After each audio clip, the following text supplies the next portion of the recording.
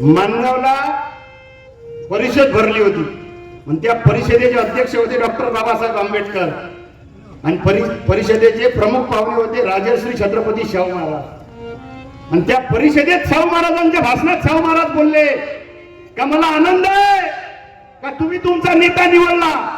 हे शाहू महाराजांचे वाक्य आहे। शाहू महाराज म्हणत मला आनंद आहे तुम्ही तुमचा नेता निवडला।